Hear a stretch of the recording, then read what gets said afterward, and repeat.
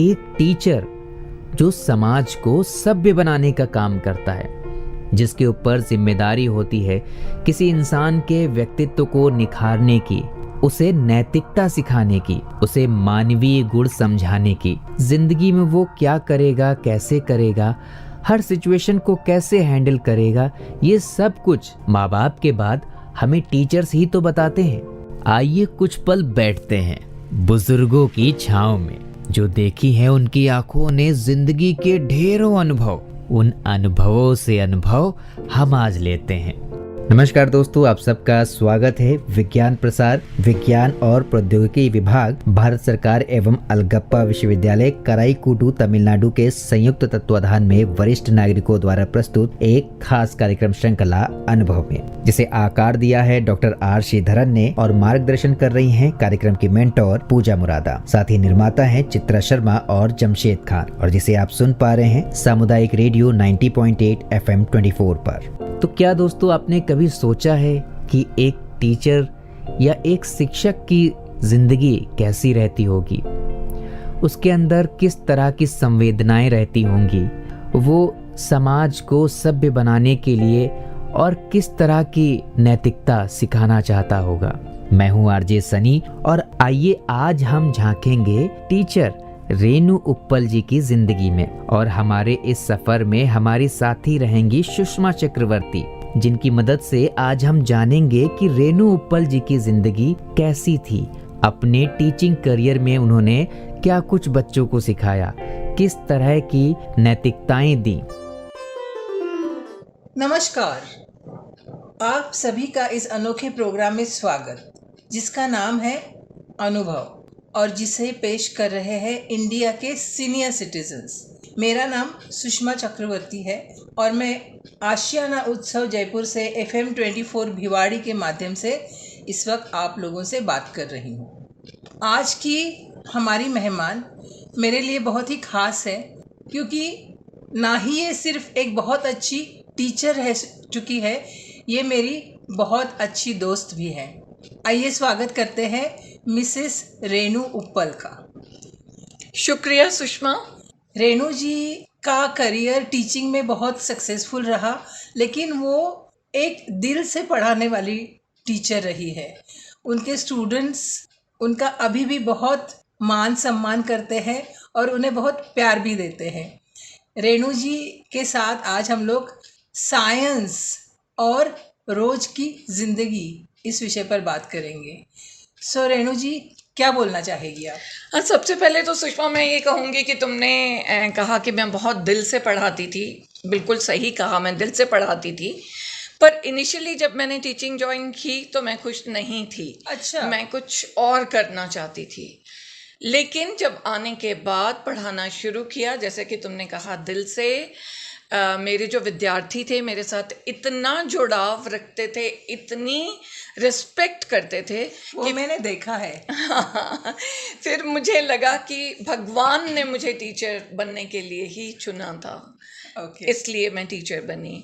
और जो तुमने कहा कि मैंने अपने स्टूडेंट्स को वैल्यूज़ या लाइफ के बारे में बहुत कुछ सिखाया, मैं तुम्हें एक उदाहरण दूंगी कि जब मैं स्कूल छोड़ रही थी, मेरी फेयरवेल हो रही थी, तो स्टूडेंट्स मेरे लिए कार्ड लेके आते थे।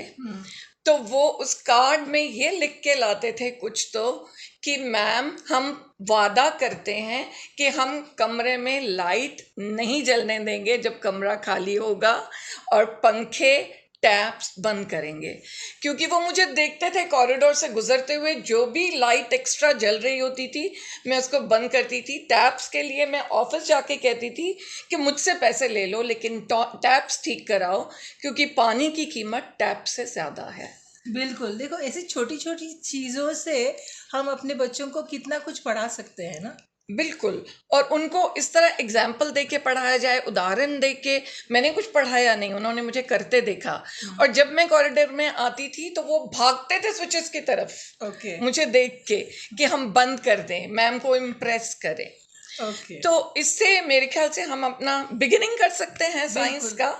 इकोलॉजी, जिसको हमने डिस्ट्रॉय कर दिया, पर्यावरण की बात कर रही है, जिसको हमने खत्म सा कर दिया है, बहुत बहुत नुकसान पहुंचाया है प्यारे पर्यावरण को। और इसी तरह से कि जैसे हमने किसी चीज की परवाह नहीं की, हमें जो फैसिलिटीज मिलती गई हम उनका नाजायज फायदा उठाते गए, बिल्कुल कदर नहीं की, हम लोग कदर नहीं किया। और इसी वजह से हमने नेचर की कदर नहीं किया। अब नेचर हमसे बदला ले रही है। कहीं फ्लड्स हैं, कहीं भूकंप है, कहीं कुछ है, कहीं कुछ है, क्या क्या है, क्या क्या हो रहा है। बिल्कुल। तो एक मुझे इकोलॉजी से और बात याद आ रही है, पर्यावरण से एक और बात याद आ रही है कि एक बार मेरा एक गेस्ट आया था यूके से। अच्छा। उसका नाम था पेरी। तो वो डाइनिंग टेबल पे बैठ के, मुझे याद है, मुझसे बात कर रहा था। कहता है आप लोगों का क्या धर्म है? कहते हैं आप लोग 33 करोड़ देवी देवता। उस टाइम मैंने उसको जवाब दिया था कि पेरी, हम उस जमाने में भी तुमसे ज्यादा साइंटिफिक सोच आगे सोच थी हमारी। बिल्कुल, और साइंटिफिक सोच थी। हमें पता था कि पेड़ों की, नदियों की, जो भी जानवर होते हैं, हर चीज जो सृष्टि की जो ऊपर वाले ने जो बनाई है, उसका एक रोल है प्ले करने को। बिल्कुल। तो हमने पेड़ों की पूजा की, नदियों को माता कहा, इसलिए कि जिस चीज की पूजा करेंगे उसको हम नुकसान नहीं पहुंचाएंगे। और जैसे जैसे वो चीजें कम होती गई, पूजा करनी, धरती को माँ मानते हैं, नदियों को माँ मानते हैं, जैसे जैसे हम मॉडर्नाइजेशन, आधुनिकीकरण की तरफ बढ़ते गए, वैसे वैसे चीजें कम होती गई, हमारी ट्रेडिशन बदलती गई, आदतें बदलती गई। हमने वेस्ट को फॉलो करना शुरू कर दिया। और नहीं आज ऐसे हो रहा है कि वेस्ट हमें फॉलो कर रहा है, क्योंकि वो अब जान गए हैं कि हमारी सोच उस टाइम भी उनसे बहुत आगे थी। और मैं एक मैक्स म्यूलर का एग्जाम्पल देती हूँ भारत के बारे में। ऑफ द ट्रैक हो सकता है ये थोड़ा, पर उनका एक मैंने आर्टिकल पढ़ा था, what India can teach us. Yes. तो वो कहते हैं, भारत के प्रेमी थे। हाँ, मैक्स म्यूलर। और वो उन्होंने कहा जैसे पुष्पक विमान रामायण के टाइम, उसकी इंस्पिरेशन, जो तीर चले, अग्निबाण, मिसाइल्स, तो ये सारी साइंटिफिक इंस्पिरेशन भी वहीं से आई है। अभी ये सब चीजें बाहर आ रही है। हाँ बिल्कुल, अब दुनिया को पता चल रहा है कि हाँ वाकई ही इंडिया ने, भारत ने पूरे विश्व को बहुत कुछ सिखाया है। जैसे कि बोलते हैं ना, भारत ने दुनिया को शून्य दिया। उसी से सब कैलकुलेशंस, हम लोग चांद तक जा रहे हैं, मार्स तक जा रहे हैं, क्योंकि भारत ने दुनिया को शून्य दिया। बिल्कुल। और एक मैं छोटी सी बात और करना चाहती हूँ, सबने पढ़े होंगे ये मैसेजेस व्हाट्सएप पे, कि हम कुछ ट्रेडिशंस दी हमें हमारे फोरफादर ने, जिनको हम बिना सोचे फॉलो करते गए। इंडियन जो औरतें थी, लेडीज थी, बिंदी लगाती, कान पेस कराती, बिछुआ पहनती, वो भी एक पर्टिकुलर उंगली में पैर की। एंड अब आज पता चल रहा है इसके पीछे सब साइंटिफिक रीजंस थे। एक्यूपंक्चर, एक्यूप्रेशर का काम करती थी ये सारी चीजें। जैसे कि हम लोग तांबे के बर्तन से पानी पीते हैं। बिल्कुल। और नमस्ते करते हैं, पाम्स प्रेसिंग ऑल्सो, ये भी है कि एक्यूप्रेशर का काम करती है। एंड झुक के किसी को प्रणाम करना, ये सब साइंटिफिक था। और हमने दुनिया को योगदान दिया है, योग का दान दिया है। बिल्कुल सही, योग हमने दिया है दुनिया को, अब सारी दुनिया उसको फॉलो कर रही है। हाँ। और फिर आज हम कम्युनिकेशन एज में रहते हैं। उठते ही अपना कम्युनिकेशन चालू होता है। सबसे पहले हम अपने फोन की तरफ देखते हैं, लाइट बाद में चलाएंगे। अलार्म भी आजकल फोन पे होता है सुषमा। फोन पे तो सब कुछ आ गया आजकल। सब कुछ। तो ये जो मैं कम्युनिकेशन की जब मैं बात करती हूँ, जब तुम यहाँ इंटरव्यू ले रही हो मेरा, और वो जाके रिले होगा वहां से, ये भी साइंस है। हम लोग यहाँ बैठे हैं और ये सारा भारत सुनेगा। और रात को हम सो रहे हैं, आजकल गर्मियाँ, एसी चल रहा है, सुबह उठे, तुमने कहा अलार्म, फोन। फिर आजकल जो यंग मदर्स हैं, उनके छोटे बच्चों के प्रोजेक्ट्स इतना मुश्किल हो गए हैं। कैसे बनाओ? पर पता है आजकल के बच्चे भी इतने होशियार, टेक्नो सेवी, इतने हाँ, इंटेलिजेंट हो गए कि हाँ, उनकी दुनिया अलग ही हो गई हाँ, आजकल। और उनकी दुनिया सारी साइंस में, टेक्नोलॉजी में है। बिल्कुल बिल्कुल। तो आजकल तो सोचा जाए तो आजकल तो हर साइंस के बगैर तो चीज कुछ में है ही नहीं। है ही नहीं, हर चीज में साइंस है। आपको अपने बच्चों से बात करनी है, बच्चे दूर रहते हैं। मुझे याद है सुषमा, जब हम छोटे हुआ करते थे, मेरे कुछ कजन्स यूके अमेरिका में जाके रहते थे, 7-7 साल बाद उनको देखने को मिलता था, क्योंकि साइंस इतनी एडवांस नहीं थी, फोन भी इतने नहीं थे। आजकल तो हम दिन में 6 बार फोन कर लो और साल में करो और देखो भी उनको, देखो फोन पे। उनको, ऐसे लगता ही नहीं कि बिछ रहे हैं। हाँ, और साल में 2-3 चक्कर भी लगा जाते हैं बच्चे, आके मिल भी जाते हैं। तो ये सब साइंस का कमाल है, पर हम उसको मिसयूज भी कर रहे हैं। बिल्कुल। कहते हैं ना, जैसे चाकू अगर सब्जी काटेगा तो उसको हम यूजफुली यूज कर रहे हैं, लेकिन वही अगर कोई चोर डाकू यूज करेगा तो दुधारी तलवार जो भी कहें, तो एटॉमिक एनर्जी भी प्रोड्यूस कर रहे हैं। जैसे अगर पानी के सफाई की बात करें, हम कहते हैं कि चलो इकोलॉजी को, हमने पर्यावरण को नुकसान पहुंचाया, पर उसके बाद अब पानी की कमी को पूरा भी तो करना है। उसमें अब कुछ देश ऐसे हैं जो न्यूक्लियर फिशन से समुद्र का पानी साफ कर रहे हैं। तो नुकसान कुछ हो रहे हैं, लेकिन हम फिर आगे बढ़ते जाते हैं। आई थिंक वो साइंस की सहायता से। मुझे लगता है मनुष्य, ब्रह्मा, विष्णु और महेश तीनों ही हैं। हाँ, वो बिल्कुल, वो क्रिएट भी करता है उसको क्या करते हैं, रखता भी है अच्छी तरह से, और डिस्ट्रॉय भी करता है। बिल्कुल।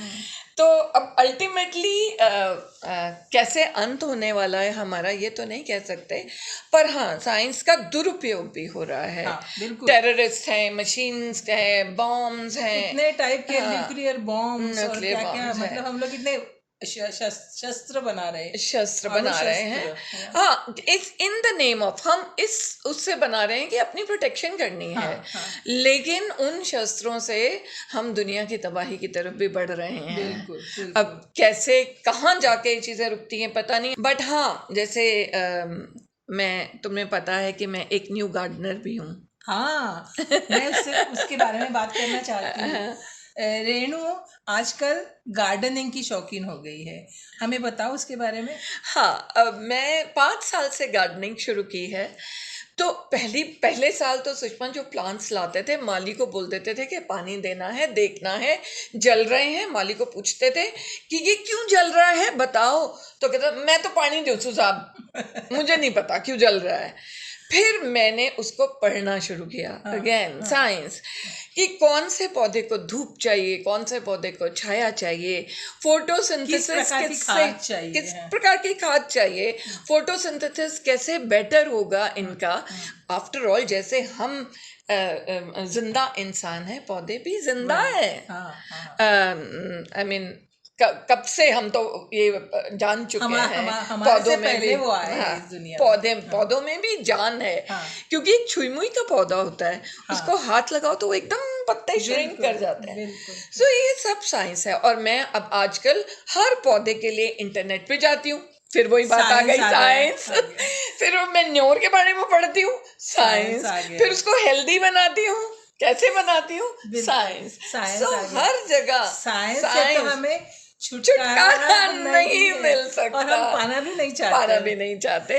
इसका सिर्फ सदुपयोग करना चाहिए। जिंदगी बहुत आसान कर दी है साइंस ने, बट अगर हर इंसान ये सीख ले कि साइंस का सदुपयोग करो, किस लिमिट में रखना चाहिए, हर एक चीज को लिमिट में रखना चाहिए, तो ये अपने लिए एक हमेशा के लिए बून हो जाएगा। तुम बिल्कुल सही कह रही हो। बहुत अच्छी आज बात कही तुमने रेणु, और क्या बोलूं, इतने अलग अलग विषयों पर आज हम लोगों ने यहाँ चर्चा की। बहुत अच्छा लगा मुझे, और मुझे आशा है हमारे श्रोतागण को भी अच्छा ही लगेगा ये। मुझे आज तुम्हें इतनी अच्छी हिंदी बोलते हुए बहुत अच्छी लग रही हो। मैंने भी पूरी कोशिश की है, हालांकि मैं इंग्लिश टीचर रही हूँ, पर मैंने पूरी कोशिश की बहुत है। अच्छी बोली आपने हिंदी। उम्मीद है कि श्रोताओं को पसंद आएगा। हाँ। जाते जाते तुम्हारा और एक बार मैं शुक्रिया अदा करना चाहती हूँ और फिर मिलेंगे एक बार शायद दूसरे किसी पर्टिकुलर टॉपिक पर। बहुत बहुत शुक्रिया सुषमा। तो कैसा लगा आपको ये आज का एपिसोड? हम लोगों ने आज बहुत सारे विषयों पर, अलग अलग विषयों पर चर्चा की। आज इसी को यही खत्म करते हैं और आपसे विदा चाहूंगी। आप सुनते रहिए FM 24 भिवाड़ी, आपका रेडियो, आपकी धड़कन। वाकई बेहद खुशी हुई ये जान करके कि टीचर्स अक्सर हमें जिन चीज़ों के लिए रोकते हैं, टोकते हैं और जो भी अच्छी आदतें हमें बताते हैं या अच्छी आदतें हमें डालने के लिए वो कितनी मेहनत करते हैं और खुद भी ताउम्र उन चीज़ों को फॉलो करते हैं, तभी तो हमें वो अच्छी आदत सिखाते हैं। क्योंकि अक्सर लोग कहते हैं कि जो चीज़ें हम खुद नहीं कर सकते वो हम दूसरों को सिखा भी नहीं सकते, इसलिए टीचर का हमेशा सम्मान करना चाहिए। फिलहाल अभी वक्त हो रहा है आप सभी से इजाज़त लेने का, तो चलिए मैं आप सभी से विदा ले रहा हूँ। मैं हूँ आरजे सनी और आप सुन रहे थे अनुभव कार्यक्रम की यह खास कड़ी सामुदायिक रेडियो 90.8 FM 24। आप सुन रहे हैं 90.8 FM 24, आपका रेडियो, आपकी धड़कन। एक टीचर जो समाज को सभ्य बनाने का काम करता है, जिसके ऊपर जिम्मेदारी होती है किसी इंसान के व्यक्तित्व को निखारने की, उसे नैतिकता सिखाने की, उसे मानवीय गुण समझाने की, जिंदगी में वो क्या करेगा, कैसे करेगा, हर सिचुएशन को कैसे हैंडल करेगा, ये सब कुछ माँ बाप के बाद हमें टीचर्स ही तो बताते हैं। आइए कुछ पल बैठते हैं बुजुर्गों की छांव में, जो देखी है उनकी आंखों ने जिंदगी के ढेरों अनुभव, उन अनुभवों से अनुभव हम आज लेते हैं। नमस्कार दोस्तों, आप सबका स्वागत है विज्ञान प्रसार, विज्ञान और प्रौद्योगिकी विभाग, भारत सरकार एवं अलगप्पा विश्वविद्यालय कराईकुडू तमिलनाडु के संयुक्त तत्वाधान में वरिष्ठ नागरिकों द्वारा प्रस्तुत एक खास कार्यक्रम श्रृंखला अनुभव में, जिसे आकार दिया है डॉक्टर आर श्रीधरन ने और मार्गदर्शन कर रही हैं कार्यक्रम की मेंटोर पूजा मुरादा। साथ ही निर्माता हैं चित्रा शर्मा और जमशेद खान, और जिसे आप सुन पा रहे हैं सामुदायिक रेडियो 90.8 FM 24 पर। तो क्या दोस्तों आपने कभी सोचा है कि एक टीचर या एक शिक्षक की जिंदगी कैसी रहती होगी, उसके अंदर किस तरह की संवेदनाएं रहती होंगी, वो समाज को सभ्य बनाने के लिए और किस तरह की नैतिकता सिखाना चाहता होगा। मैं हूं आरजे सनी और आइए आज हम झांकेंगे टीचर रेणु उप्पल जी की जिंदगी में, और हमारे इस सफर में हमारी साथी रहेंगी सुषमा चक्रवर्ती, जिनकी मदद से आज हम जानेंगे कि रेणु उप्पल जी की जिंदगी कैसी थी। अपने टीचिंग करियर में उन्होंने क्या कुछ बच्चों को सिखाया, किस तरह की नैतिकताएं दी। नमस्कार, आप सभी का इस अनोखे प्रोग्राम में स्वागत, जिसका नाम है अनुभव और जिसे पेश कर रहे हैं इंडिया के सीनियर सिटीजन्स। मेरा नाम सुषमा चक्रवर्ती है और मैं आशियाना उत्सव जयपुर से FM 24 भिवाड़ी के माध्यम से इस वक्त आप लोगों से बात कर रही हूँ। आज की हमारी मेहमान मेरे लिए बहुत ही खास है, क्योंकि ना ही ये सिर्फ एक बहुत अच्छी टीचर रह चुकी है, ये मेरी बहुत अच्छी दोस्त भी है।